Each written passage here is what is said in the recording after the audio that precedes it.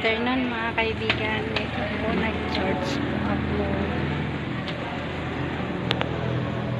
Ito po yung church. Yan po, palabas po sila ng church. Ito po yung Bible Baptist Church ng Busak. Picture ka.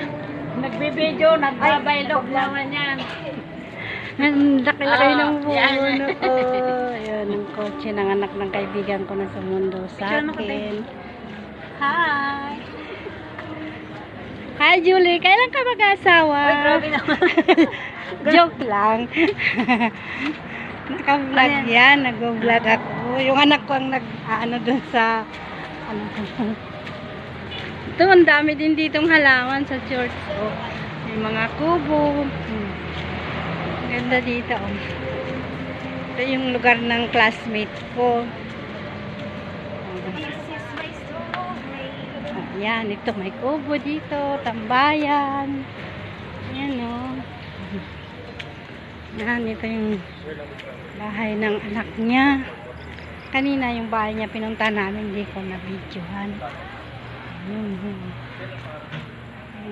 May picture kanina. Ang lawak. 400 square meter. 400,000 daw ang bili nila. Di ba mura dito sa Bicol? 100,000 1,000 isang square meter. Ayan o, ganyan ang gusto kong bahay. Ito naman kubo talaga. Di ba? Ayan o, look. Ayan o, ganda dito o. Tatapos lang po ng ulan. Kaya ito, makulimlim. Ayan. Yan ang paligid ng bahay ng aking classmate. May mga halaman.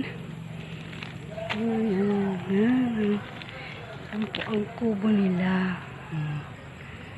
Ayan. Ayan. Ito po yung aking classmate. Papasok po tayo sa kanyang kubo. Ayan. Kita mo, ganda. Ganda ng mga halaman nila dito. Ito yung kanyang bahay. Hindi pa siya masyadong tapos.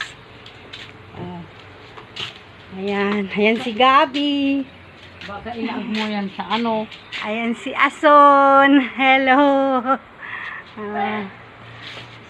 Naranas. Okay lang yan. Ganyan talaga ang buhay. Wala naman magandang ano eh. Ganda-ganda nga dito sa probinsya eh. Ayan, ang terrace nila oh. Puro halaman sa paligid. Di ba?